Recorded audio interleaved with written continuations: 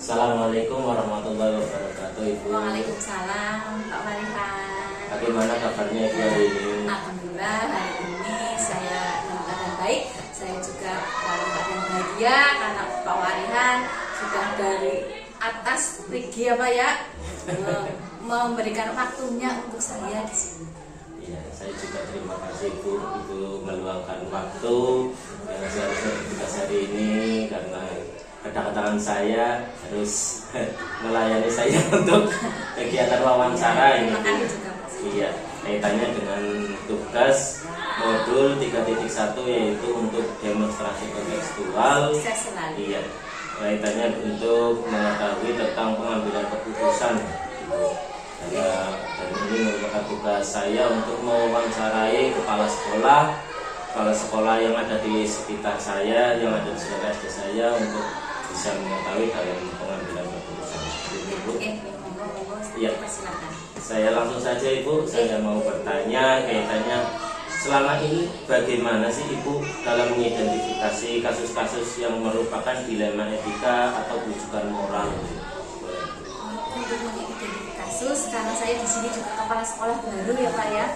Di sini juga saya masih beradaptasi, hingga ada sebuah kasus. Tentunya saya berkolaborasi dengan guru-guru yang lain. Saya selalu mendiskusikan hal-hal yang terjadi, utamanya ketika ada anak yang berkasus. Kemudian akan ada alternatif pemecahan masalah untuk mereka yang sedang mengalami kasus tersebut.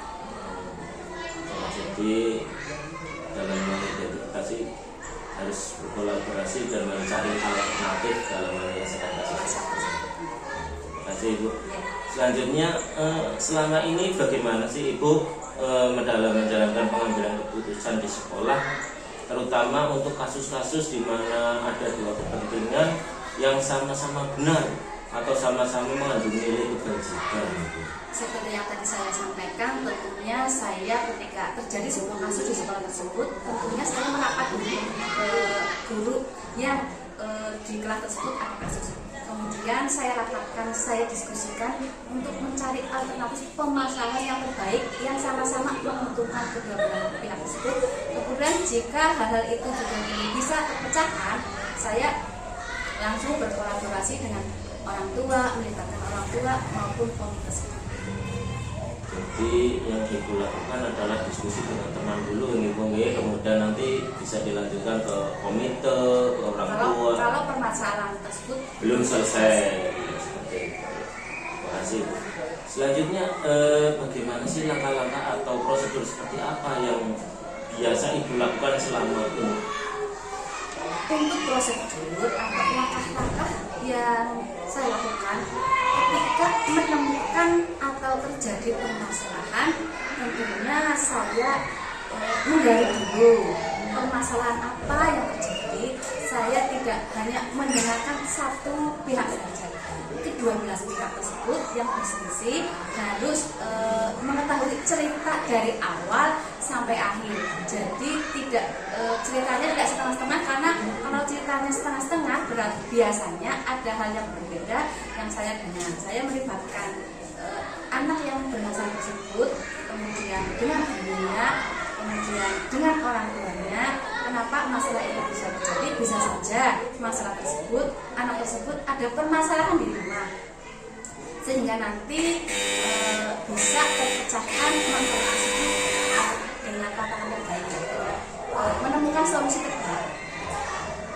Terima kasih Ibu. Jadi kaitannya dengan langkah-langkahnya adalah keduanya belah pihak itu dikumpulkan dulu gitu ya, untuk mencari permasalahannya seperti apa sih yang terjadi. Dari awal kronologi masalah. Kronologinya seperti apa seperti itu ya. Lalu hal-hal apa saja yang selama ini Ibu anggap efektif dalam pengambilan keputusan pada kasus-kasus dilema etika? Hal yang saya anggap efektif yaitu ketika ada terjadi permasalahan, saling menguntungkan kedua belah pihak tersebut, tidak merangkul kedua belah pihak. Salah satu pihaknya tidak dirugikan, hatinya tidak kecewa, terus kemudian anak yang berselisih bisa menyelesaikan masalah tersebut. Kemudian guru juga selalu mengawasi, mengamati kegiatan pembelajaran terjadi masalah dapat langsung terselesaikan, tidak menunggu jeda waktu yang lalu. Jadi dalam pengambilan keputusan yang lebih efektif itu menguntungkan kedua belah pihak ya. Dan guru harus terus mengawasi, tidak begitu selesai terus tidak membiarkan bisa dilanjutkan seperti itu ya. Lalu hal-hal apa saja yang selama ini merupakan tantangan dalam pengambilan keputusan pada kasus-kasus dilema etika? Untuk kasus-kasus dilema etika utamanya tentang kedisiplinan. Di sini bagaimana anak kedepannya bisa menjadi manusia yang baik. Kemudian bagi anak yang mengalami masalah atau sebuah perundungan ya Pak ya, biasanya yang terjadi di kelas tersebut, anak tersebut tidak mengulangi kesalahan yang sama. Jadi intinya di sini adalah kedisiplinan anak yang menjadi manusia yang lebih baik, tidak ada perundungan di sekolah. Lalu apakah ibu memiliki sebuah tata cara atau jadwal tertentu dalam sebuah penyelesaian kasus dilema etika? Atau apakah ibu langsung menyelesaikan di tempat atau memiliki sebuah jadwal untuk menyelesaikannya, dan bisa ada bentuk atau prosedur seperti apa yang ibu jalankan? Untuk penyelesaian kasus selama ini belum terjadwal, belum ada jadwal tertentu yang saya buat karena ketika ada kasus tersebut masih bersifat insidental Mas ya, sehingga kasus tersebut harus diselesaikan secepat mungkin, tidak menggantung sebuah kasus. Kami akan menyelesaikan secepatnya. Jadi ketika ada permasalahan, intinya di sini tidak ada jadwal karena kasus kadang-kadang kan tidak mesti ada seperti itu ya Bu ya. Tidak terjeda terlalu panjang untuk menyelesaikan masalah. Jadi kan ketika ada kasus baru kita menyelesaikannya. Ketika tidak ada kan otomatis ya tidak ada penyelesaian di situ. Jadi tidak terjadwalkan kegiatan tersebut. Belum ya. Lalu adakah seseorang atau faktor-faktor apa yang selama ini mempermudah atau membantu ibu dalam pengambilan keputusan dalam kasus-kasus dilema etika? Untuk mempermudah tentunya seperti sudah saya sampaikan tadi, saya selalu berkolaborasi. Kita lihat dulu kasusnya. Dari awal sampai akhir, kronologi yang terjadi itu sebenarnya seperti apa. Kemudian seperti yang sudah saya sampaikan tadi, tentunya saya akan melibatkan orang tua atau tidak menggantung kasus tersebut terlalu lama sehingga kasus tersebut bisa terselesaikan. Jadi yang ibu lakukan berkolaborasi tentunya dengan orang tua, mungkin dengan guru, dengan komite, barangkali kalau misalkan itu kasusnya bisa belum terselesaikan seperti itu ya. Lalu dari semua hal yang telah ibu sampaikan, pembelajaran apa yang ibu dapat petik dari pengalaman ibu dalam mengambil keputusan dilema etika?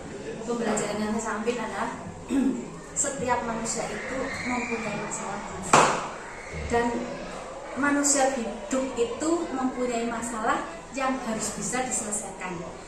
Sebaik-baiknya manusia adalah yang bisa memaafkan orang lain, kemudian bisa menyelesaikan masalah secepatnya, dan kita menyadari bahwa semua orang pernah salah, dan sebagai manusia kita wajib atau harus memaafkan jika terjadi permasalahan.